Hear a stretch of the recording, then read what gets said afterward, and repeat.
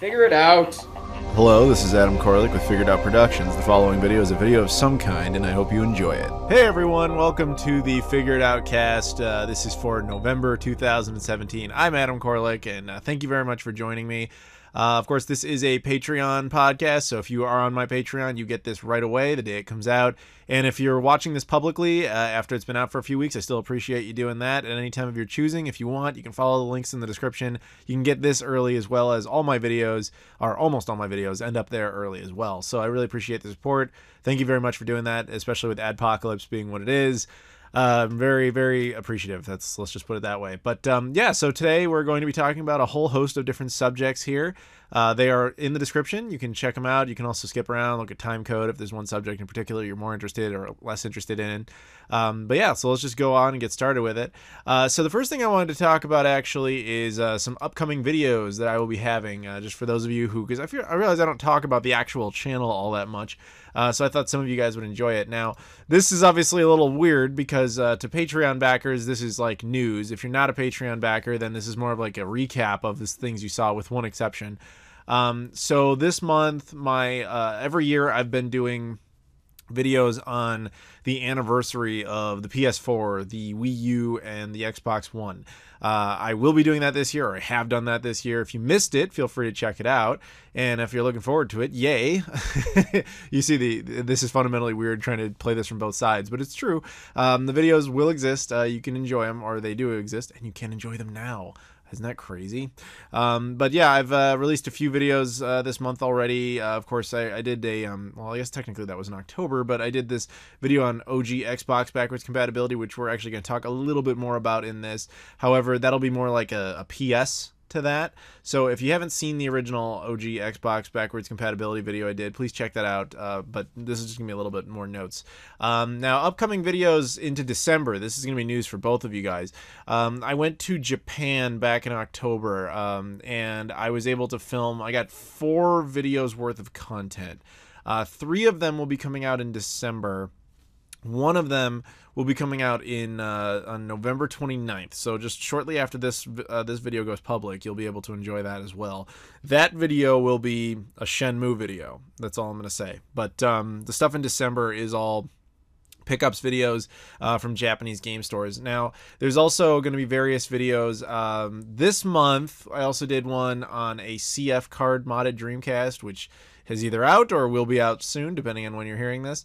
That thing is pretty sweet, so you can check that out. I also did one on an RGB SCART modified NES, as well as a live stream from Toronto with Scott the Canadian and Re-Res TV Shane, my friend. Now, I may or may not do another live stream at some point in November, but I'll definitely do one in December as well. So if you missed it, you can always check that out. So that's kind of what's going on there. A lot of content, not slowing down anytime soon, hopefully, especially with your support. I really appreciate that. So anyway, so yeah, that's what's going on with the channel. You know, they're okay. They could always be better, but yeah, hopefully I'm not going anywhere anytime soon, which is nice. So let's get on to some news that isn't pertaining to me.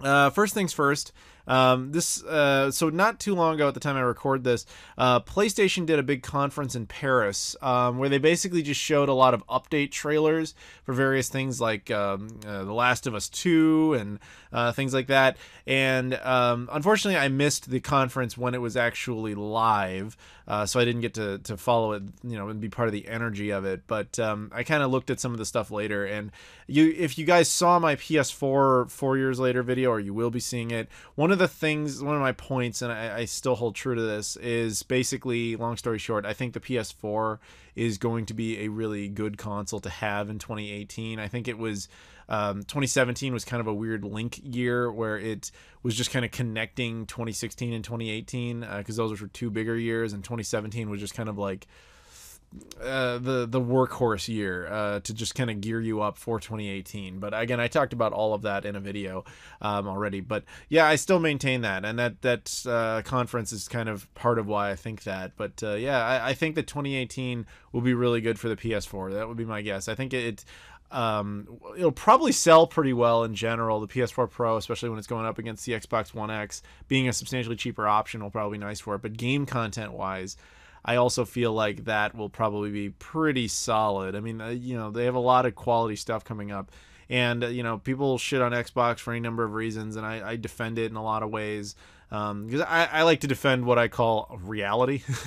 So when somebody's doing something good in one of these companies, I'll defend it. And when somebody's doing something shitty, I will, you know, knock it.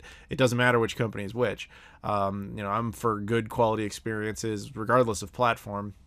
But but I, you know, even though I defend the shit out of Microsoft for giving us OG Xbox backwards compatibility, or at least starting in on that program, I do knock them for the reality that they really have sucked horribly with exclusive content for the last year, with basically the exception of Cuphead, which is its own entity, you know, that. But yeah, so I give a lot of credit to Sony for really trying very hard to have worthwhile, unique, first-person basically experiences on their platform, and I salute them for that. So that's the long and the short of it. What I kind of came away with that conference from was that you have a lot to look forward to next year. So moving on to our next subject. This one was a little interesting, and I'm sure this is kind of out-of-date information, but I still wanted to give my take on it because people were asking me about it. GameStop PowerPass. Now, GameStop announced this program called PowerPass, where if you sign up for their, you know, rewards system, which is our Power Up Club or whatever it is, like, it's a basic free program. You can also sign up for a paid program called PowerPass. Now, basically the way it works is you pay them $60 for a membership, and it's good for 6 months. Now, what you get for that is the ability to basically buy a used game and return it at any point of your choosing and swap it out for another one unlimited for 6 months. It's essentially a rental service. And at the end of the rental service, you get to keep a used game. So you're essentially paying $60 for 6 months worth of gaming, and you even get to keep a game. So it sounds like a pretty good deal if you're interested in renting stuff as opposed to just buying stuff. But I have multiple thoughts on this. First is, my first reaction to this news was that's reeks of desperation. Because it is. GameStop is a desperate entity. Now, for those of you who don't know, I don't particularly like GameStop. I think they are a skid mark on the used game industry. They make everyone look bad, and I feel like the only people who buy stuff at GameStop are either people who have no choice because that's the only option, or people who don't know anything about video games, so they intentionally pick GameStop. GameStop is a horrible, horrible place to buy video games, due to like some of their horrific policies. In fact, you can get better deals everywhere. And I've never come out of a I've never come out of a GameStop thinking, yeah, that was a normal and good experience. It's always just really irritating. All the product pushing and all that kind of stuff. Do you want to pre-order this and all this shit? Like, I mean, I don't blame the employees. That's their job. They have to do that. But I've always just had beef with GameStop for their shitty ass policies. That said, this program, like I said, reeks of desperation because GameStop sees the writing on the wall. They are going to cease to exist sometime relatively soon, probably within a couple of years. And they've been trying to prepare for that in multiple ways. You know, they've tinkered with the idea of being a publisher for a while. They tinkered with the idea of exclusive games only sold in their store. They are now doing this. At one point, they tried to bring retro stuff back in, so that they would have that market, or at least attempt to. But none of it's really been working. Now, it's too early to know about this particular program, but I don't see it working for them. This reminds me so much of what was happening with Blockbuster when they were finally dying out. For years, Blockbuster dominated, like, unconditionally in the rental market. And then, you know, people would come, like Hollywood Video tried to come in, couldn't really make a dent in them. And it wasn't until Netflix got there. Netflix just was always 10 steps ahead of Blockbuster. But I remember when Blockbuster was really trying hard against Netflix, they gave away some insane deals. And one of them really reminds me of this.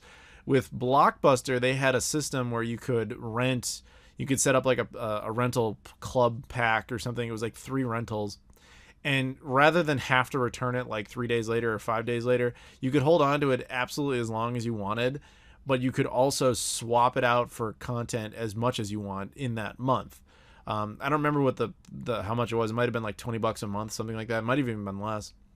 But you could just go into a Blockbuster at any time, and you could swap out any game for any other game. They would scan it, do all that stuff, but there was no additional fees. I remember at one point, Blockbuster, they had their own mailing renting system like Netflix was doing, or Netflix is still technically doing that. And you could, if you returned your envelope to Blockbuster, the mind you, the one that came in the mail, you'd rented it, that came in the mail. When you were done with that, if you drove to a Blockbuster and returned it at the Blockbuster, you could trade that action in for a free rental. And I mean, there was even a phase there where Blockbuster did a promotion where if you came in with a Netflix envelope, I mean that Netflix envelope, they would give you a free rental for doing that, just to convince you that, like, hey, we're so much better, we're brick and mortar, and we have all this. And this really reminds me of that, because that program was neat, but it only lasted like a year or two before Blockbuster closed up shop, because they couldn't compete. And I really think that's what's happening with GameStop, is you're seeing the death throes of GameStop. So take advantage, because they're probably this is a good deal if you're into the idea of renting games. It's also a little nostalgic throwback to the concept of renting games, by the way, in an actual store. Plus, GameStop is going to have a lot of used content that you can check out. Personally, I probably won't be taking advantage of this, just because, I just don't think I'm going to really need it. But I could see this being popular, but not popular enough to be successful. Popular amongst like gamers, but don't forget, gamers, people like us, people who would even be listening to something like this, we really don't make up the majority, or even close to it. We make up like 10% at best of people who buy video games or care about video games.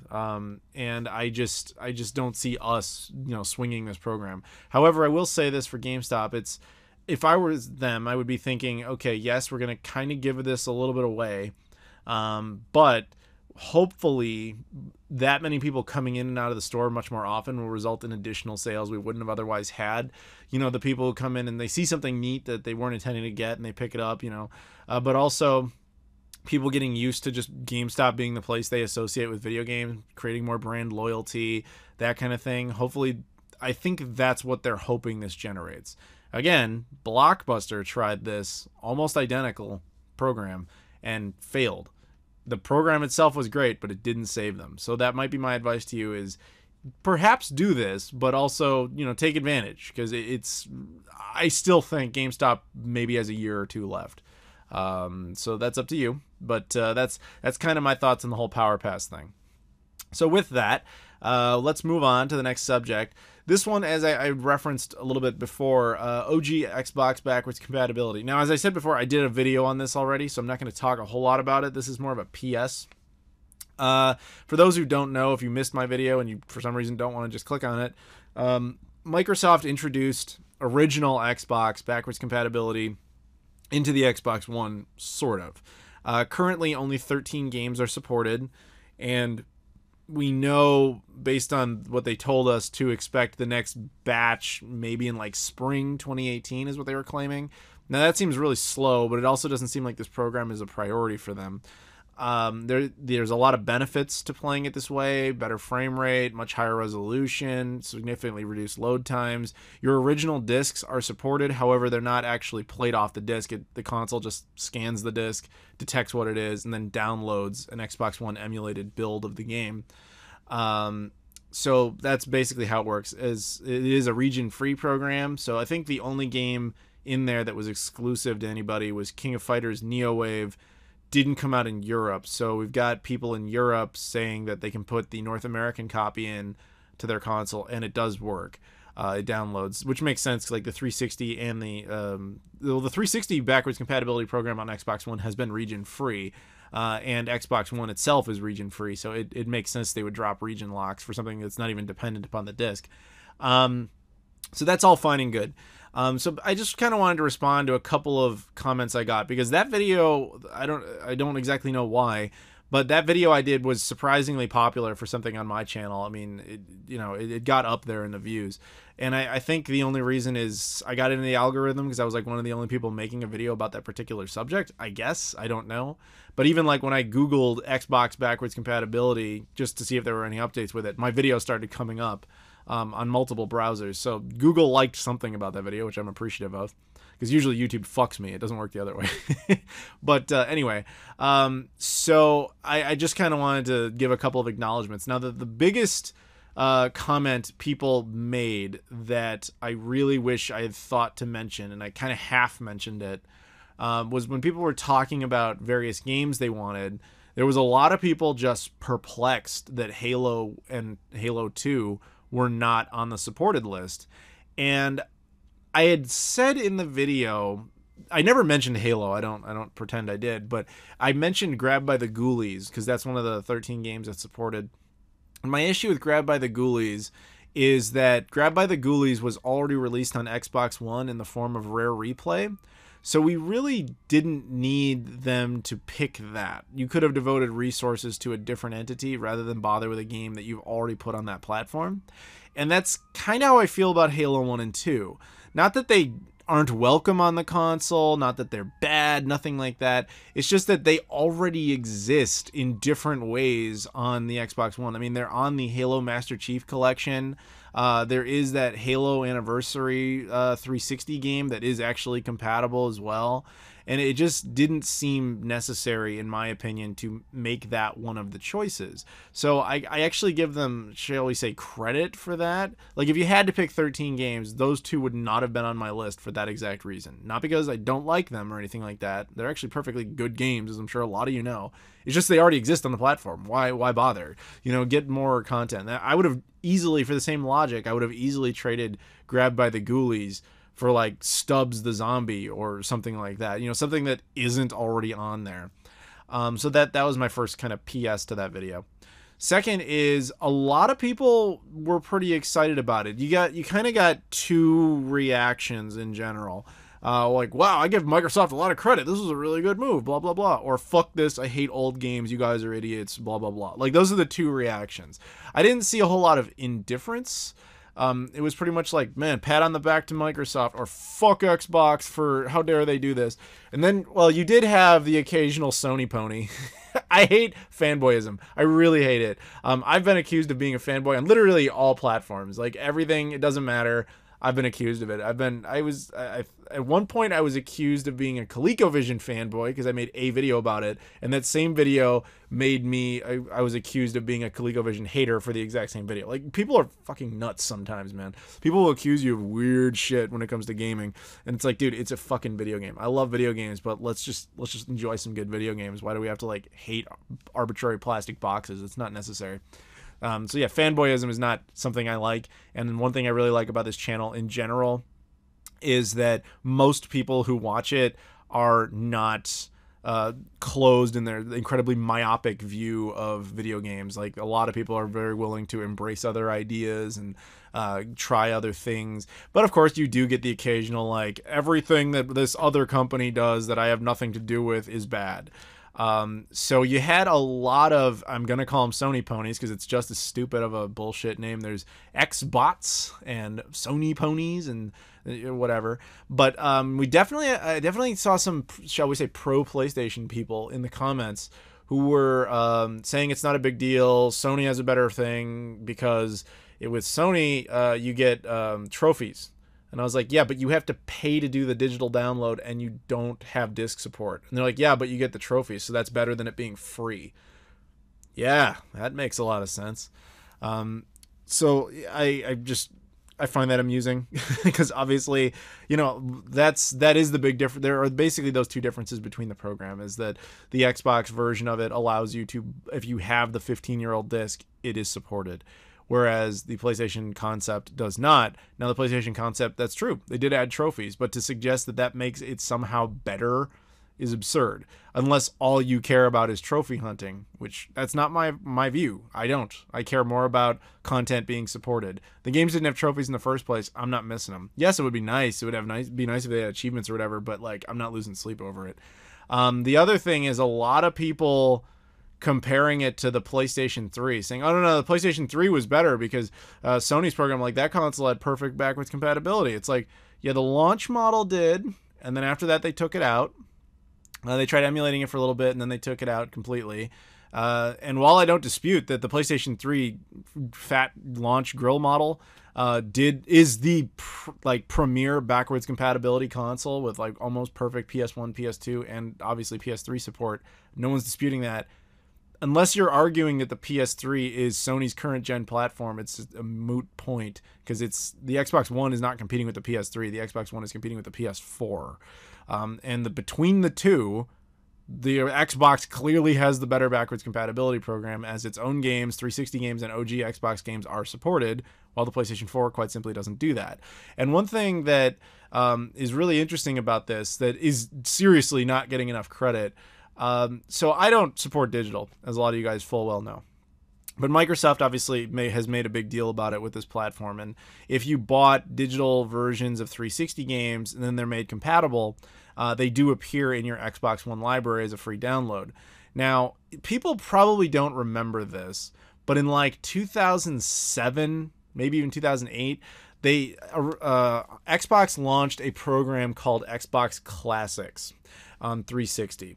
Basically, it allowed you to buy digital versions of some of the original Xbox games that were supported on Xbox 360. There weren't a whole lot of them, but there were some. And basically, you just download it right then and there. And then I don't know if they shut that program down, but I know it wasn't particularly a big hit, and they never really made a big deal about it. So I noticed a guy commented in that video, and he said, so I forget which game he bought, but he bought one of the 13 Xbox One supported games. He bought it like 10 years ago, digitally, completely forgot about it. And then when they supported this, he looked at his catalog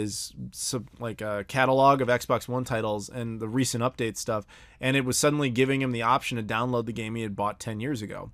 And he was impressed. And I got to say, even I'm impressed. That just means Microsoft's has really good track record of stuff like that. And you can't say they don't support stuff. I mean, like even the Kinect, we all hated that thing, but they kept building units until not long ago. And it's like, I hated that thing. I celebrated it, and I celebrated its death. I danced on the grave, much like I will with GameStop, actually.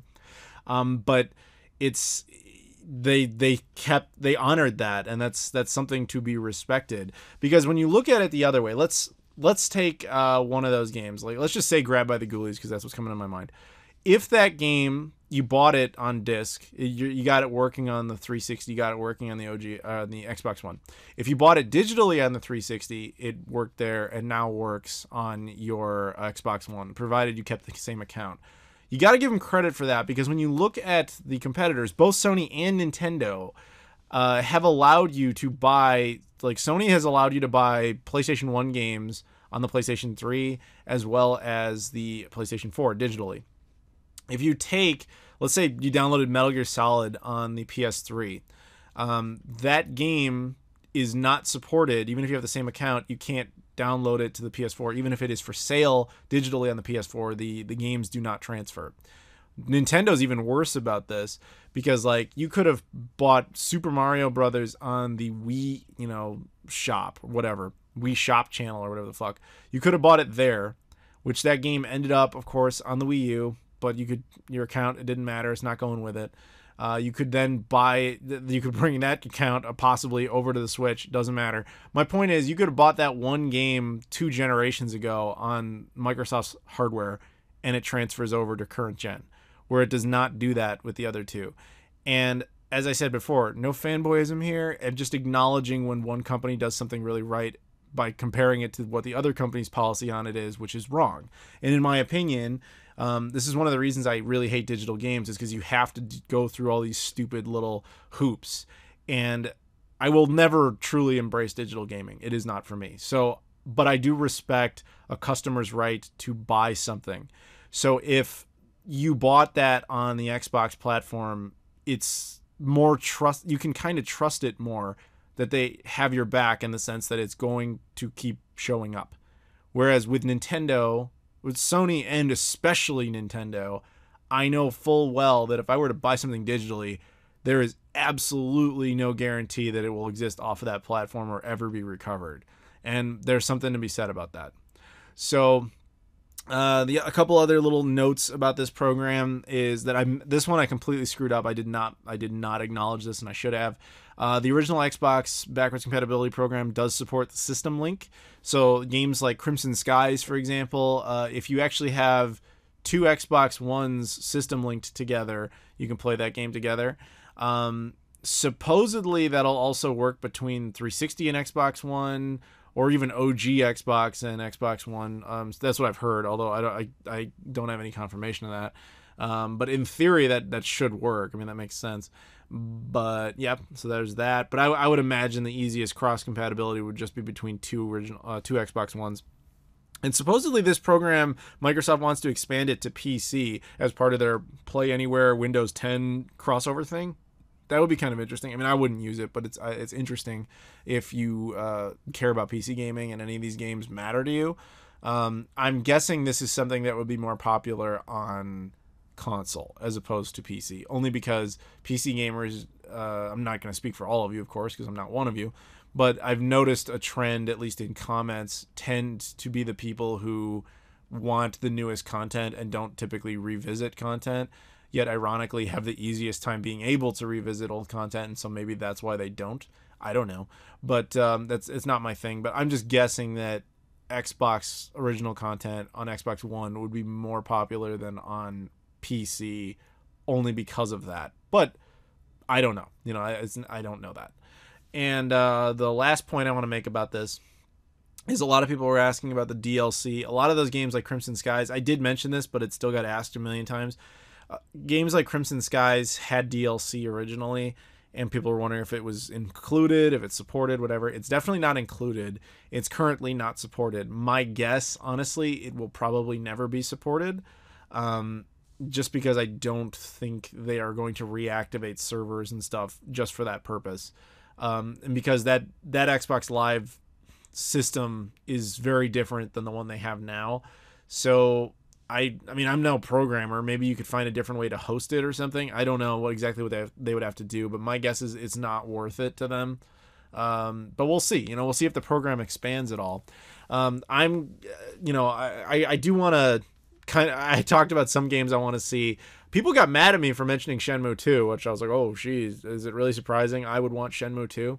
I want to see, I mentioned Stubbs the Zombie. I want to see Star Wars Battlefront 1 and 2. I want to see Jet Set Radio Future. A lot of stuff Sega made, of course. There's just, like Obscure is a great game I'd love to see on there. Second Sight. There's so many great games on the original Xbox. It is sick. And I'd love to see as many of them as possible come over. I am, however, going to make one rather strange prediction about a game that's going to be added. In my opinion, I think it's almost inevitable that this game gets added to the catalog. This is going to sound really random, but Sphinx and the Cursed Mummy. Does anybody remember that game? It's kind of obscure.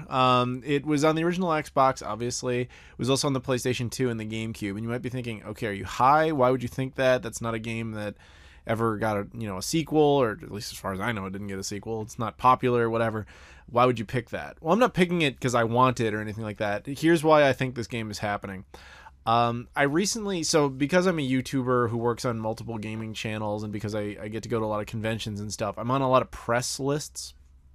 And so I got a random email from a press company basically giving me a press junket for that particular game in 2017.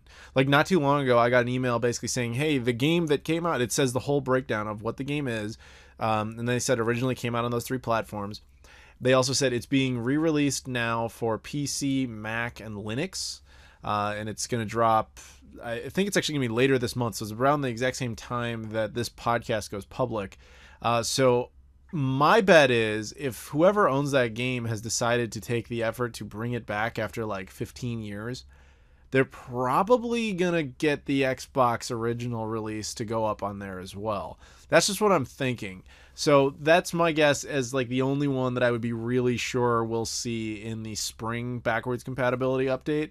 But I also hope that Microsoft actually updates more frequently than that. I'm kind of hoping that they're, much like they did when they said, oh, we're only going to have like 2 games, Crimson Skies and Fusion Frenzy, and then they surprised us with 13.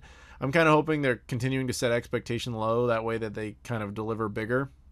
So say, hey, we're not doing it until spring, and then, it shows up in December. You know what I'm saying? That'd be really nice. But I guess we will just move on here. So that's that. So the next subject here is the Xbox One X. Now, at the time I record this, the Xbox One X has not launched. However, it is now, if you're listening to this publicly, it has come out. Now, so I don't have sales numbers in front of me, so I'm kind of retroactively guessing here. But I'm guessing that console probably won't sell like gangbusters. It might sell like a decent little push at the beginning, and then I'm kind of thinking what's going to happen is Microsoft is going to do a bundle throughout Christmas, because that's what they do. Here's the thing: never buy Microsoft consoles right away. You don't need to, and I learned this the hard way. Microsoft consoles always come out expensive, and they drop the price on those things really quick, because Microsoft has a habit of releasing stuff in November, and then they want to make a push usually for Black Friday, which is only a couple weeks later, and then especially for Christmas. So a lot of times they'll drop it $50, $100, or they'll just suddenly have a holiday bundle that's same price but includes a whole bunch of games or an extra controller, stuff like that. It's just, I've never seen a situation where it made sense to buy an Xbox platform day one. And I've done it in the past. I have done it with the original Xbox. I did it with the Xbox 360, and I did it with the Xbox One. And in all three cases, it really wasn't necessary. The original Xbox I was able to find later cheaper, much cheaper. Xbox 360 was a little hard to find at first, but eventually got a little easier. That one I'm glad that I got right away, actually, because they didn't really drop the price of that one, but that was a different time.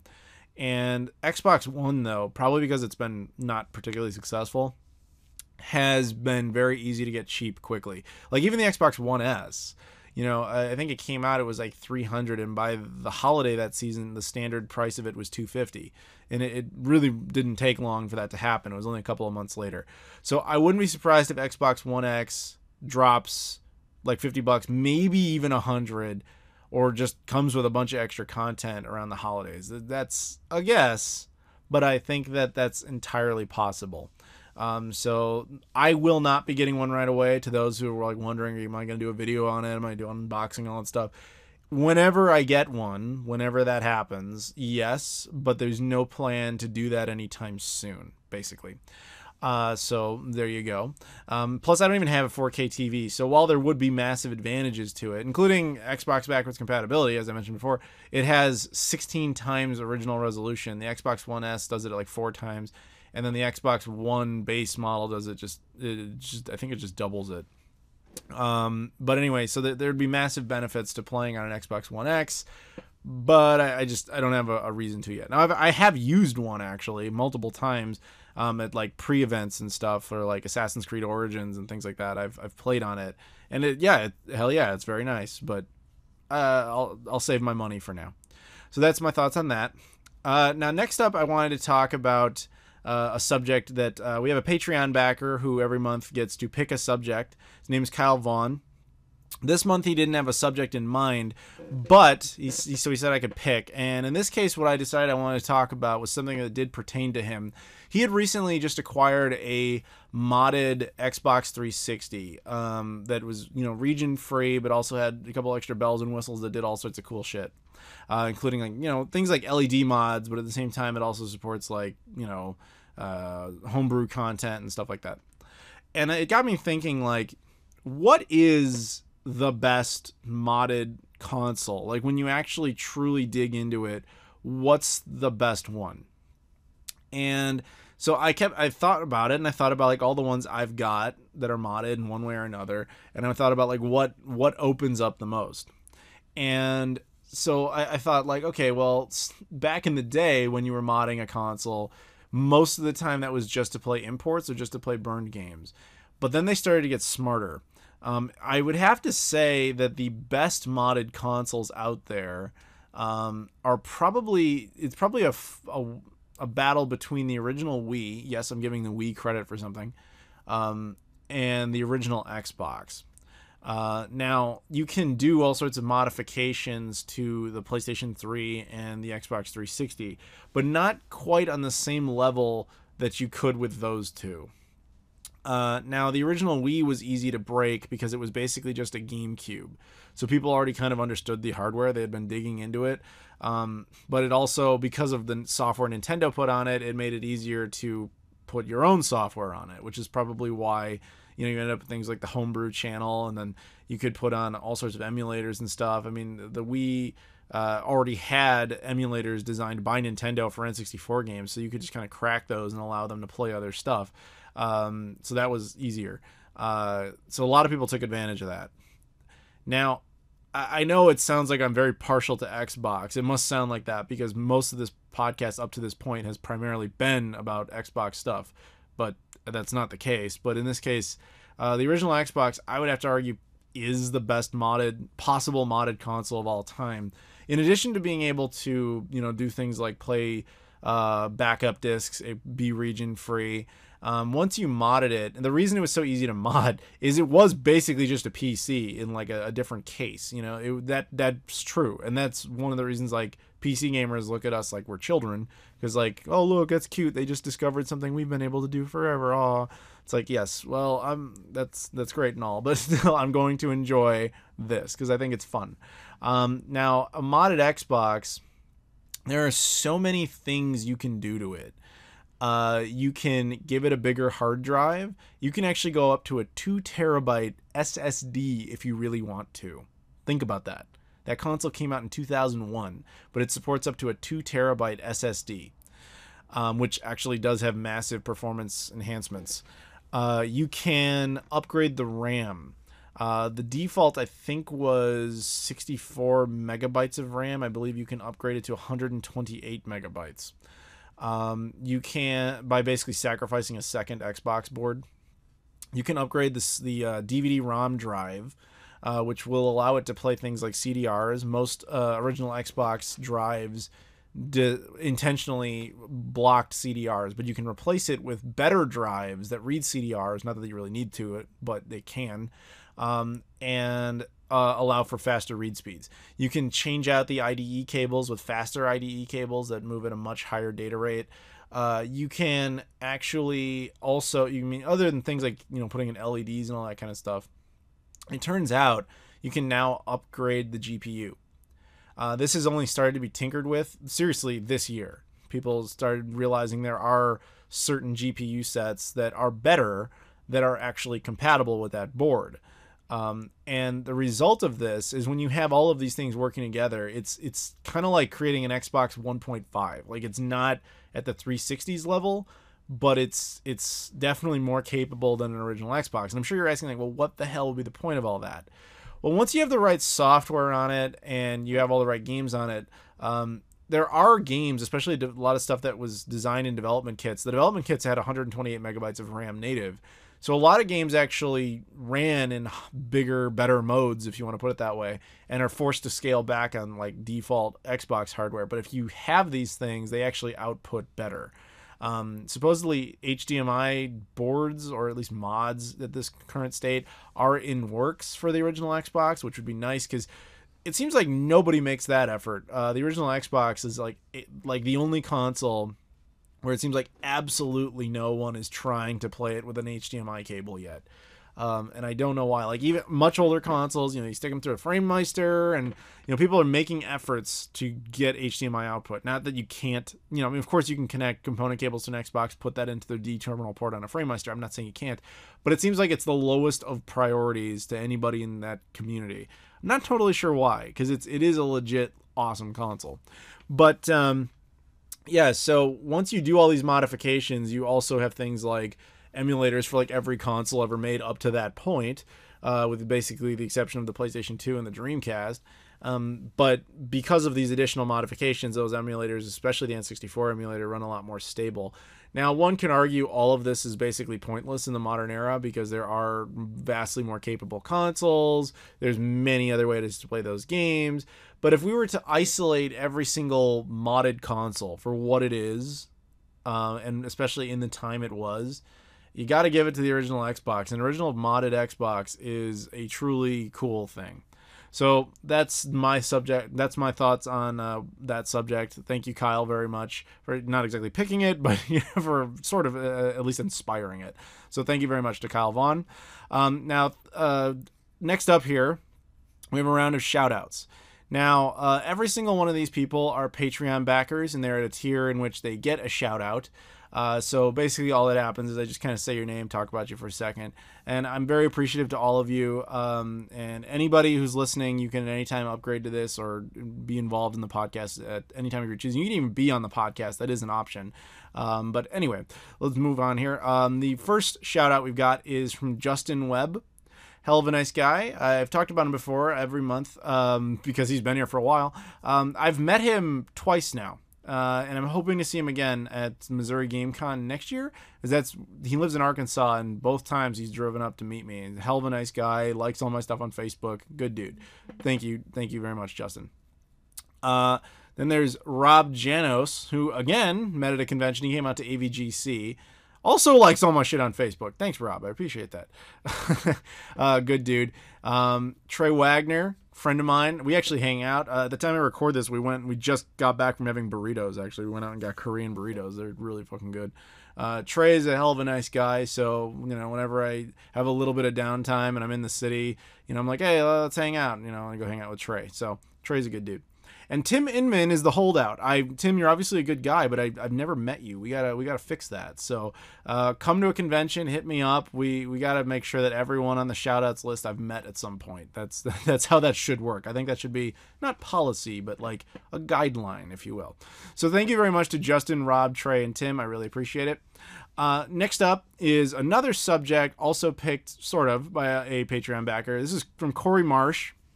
Now, Corey Marsh, again, gets to pick a subject. This month, he didn't really have one. He didn't get back to me about this in time. Unfortunately, I'm sorry, Corey. So I picked one that I was pretty sure he would be fine with.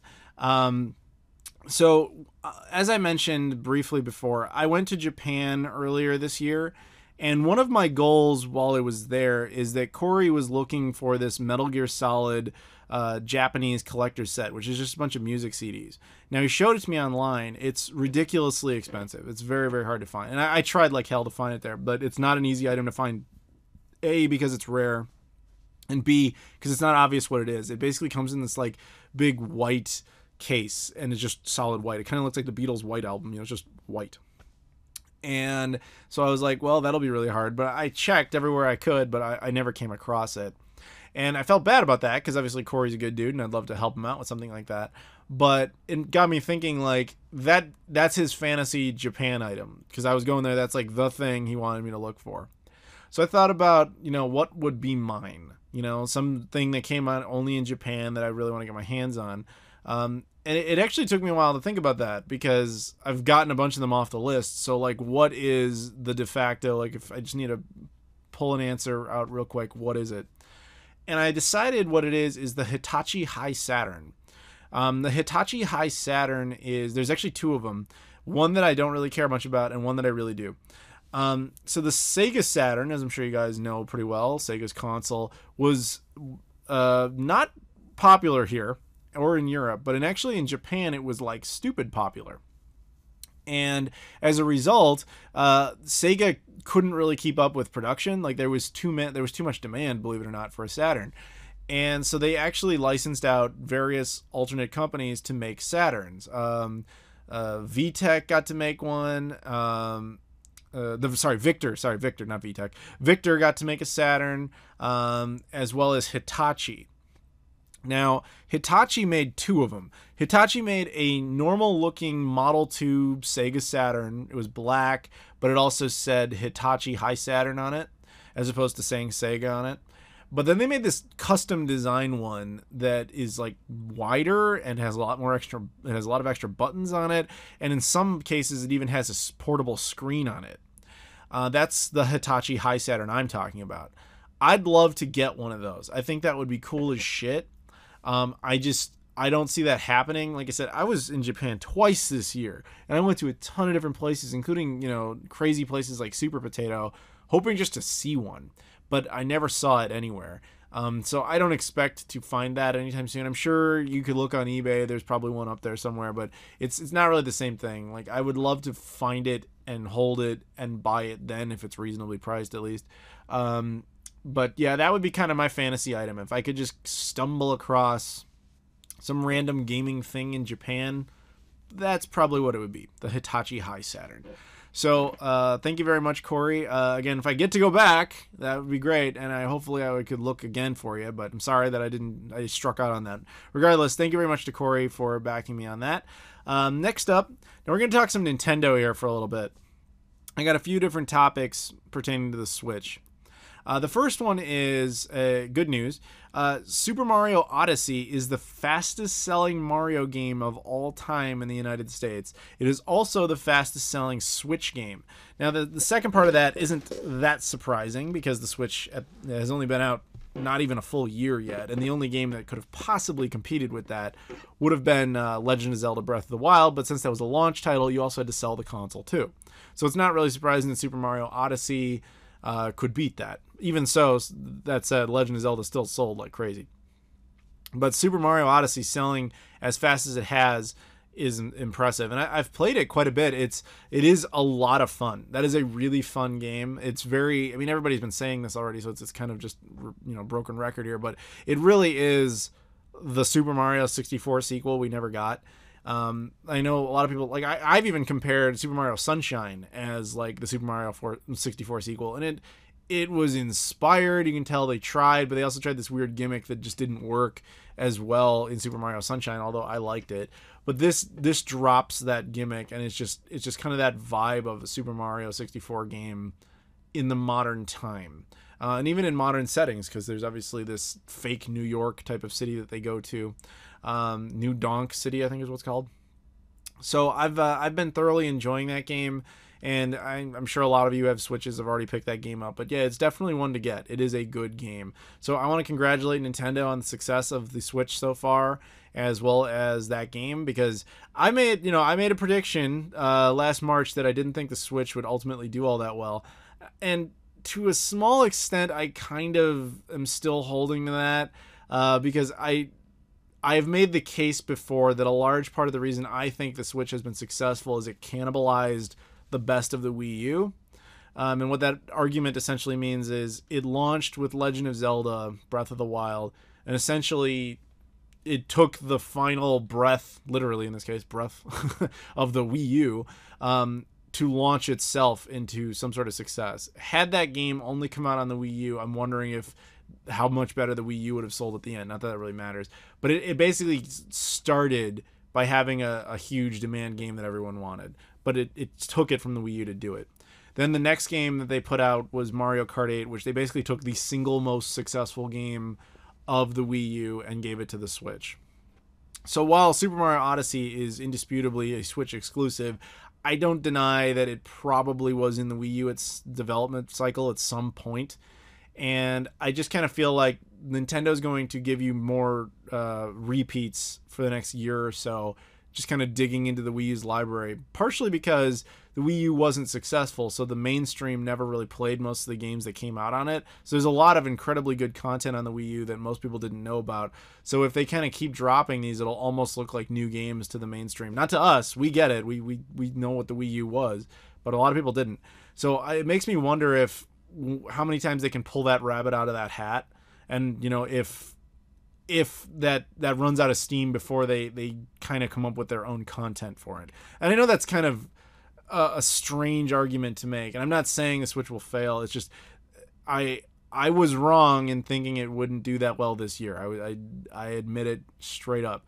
But I still wonder how well it's going to do in the long run when they're going to run out of magic. Hopefully they don't, because I want to see the Switch succeed.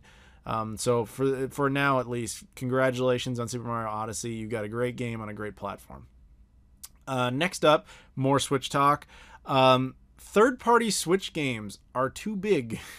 So here's the thing: games like Super Mario Odyssey, they're physical editions, of course, and there's digital. I'm not. This argument is not about digital content, because I don't buy the digital ones. So this problem, I don't see it firsthand. I buy the physical editions of these games, and obviously when you do that, the vast majority of the data of any game is on the little cart that you're buying.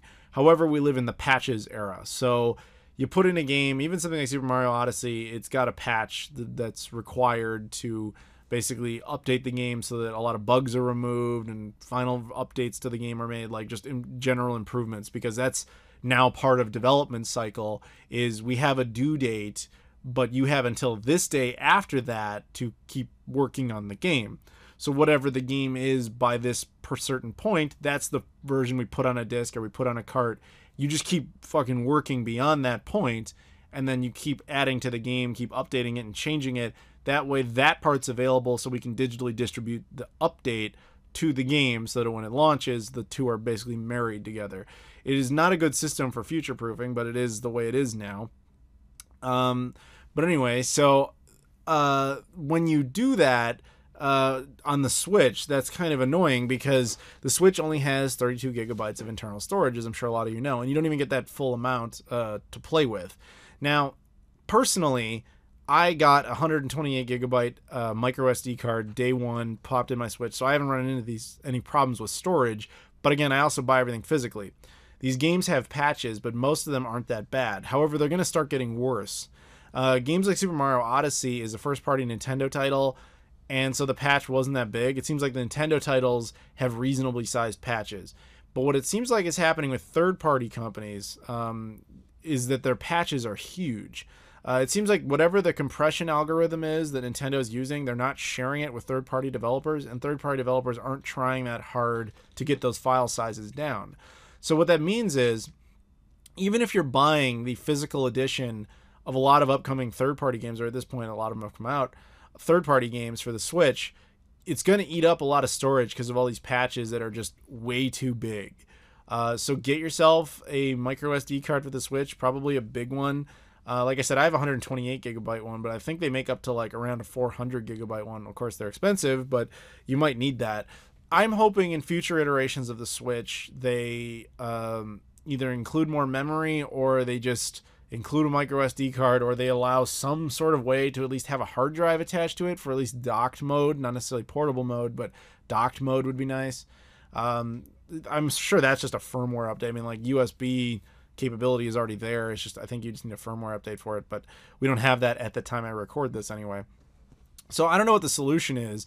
I think there's all you can do is really kind of voice your frustration, and hopefully Nintendo kind of gets more involved with third parties and says, like, this is how you got to compress stuff. That's all we can really hope for. But at this point, my bet is Nintendo's just thrilled the third parties are making games for the Switch at all, which we'll talk more about eventually in the Switch. I'm going to do event, and this is a long time into the future, but when the Switch hits its 1-year birthday, I'm going to do an anniversary video on it and talk about all that kind of stuff. So the last part of my Switch discussion here is I want to talk about the fact that the Switch is actually, I just kind of alluded to it, the Switch is doing well with third parties, or at least pleasing them. But one thing it's also doing is it's getting a lot of third-party indies on board. And that's kind of interesting because you're getting physical editions of games on the Switch that probably otherwise never would. And you're even getting limited run stuff. That's really more what I want to talk about. So, for example, Retro City Rampage was released physically on the Switch, but only sold, what's that game? Fangamer, I believe, sold it, and there's, only had a few thousand copies, and that's it. That's a physical Switch game that only came out there. That concept of doing limited run type of things like that has existed on things like the PS4 for a long time, because Sony, to their credit, has been very cooperative with stuff like that. Microsoft has never been cooperative with stuff like that, and I don't know why, but they haven't. And Nintendo has never been cooperative with stuff like that. But Nintendo is changing their tune, probably because they recognize it's just good to have a bigger library, especially when the library isn't bad. So they're more eager to play ball and to try to appease more retro dedicated type of people, which is good on their part. So you're going to start seeing things like I said, Retro City Rampage is out there, and limited run games themselves, the guys who almost coined that term, are going to be getting Switch games from now on. I think it's starting next year in 2018, you're going to see Switch games come for sale on their website. And I have mixed feelings about that because I love the idea that the Switch is getting physical games, especially indie games like that. But I the amount of content and the amount of games that one would have to buy to get a full set and how hard that would be, the collector in me is kind of like annoyed, even though the other part of me is like, yay, physical edition. So it's a weird internal battle, but ultimately it is a good thing. So I'm glad to see that the Switch is continuing to get that kind of support. So the last subject I want to talk about here is a little bit of movie stuff. And there's not really much to say, and you'll see why pretty quickly here. First half of this is Thor Ragnarok is out. It literally came out today, the day I'm recording this. And I really wanted to go see it before recording this podcast because I really wanted to be able to talk about it. Unfortunately, time did not allow for that. So hopefully I go see it afterwards. I heard it's really good. I really want to check it out. And hopefully you guys respond, because by the time most of you hear this, that movie will have been out for a while. So a lot of you will have seen it. So feel free to talk about it. I'm really excited about the continued evolution of the Marvel Cinematic Universe. I've really enjoyed it for quite some time. And I just want to keep seeing where it goes. I'm happy about that. So hopefully I ended up liking that movie, and I'm sure I did. And then last but not least, and this applies to everybody, the Star Wars The Last Jedi is almost out. If you're hearing this the day it came out on Patreon or the day it comes out publicly, Star Wars The Last Jedi is almost out. Can your body handle it? Are you ready?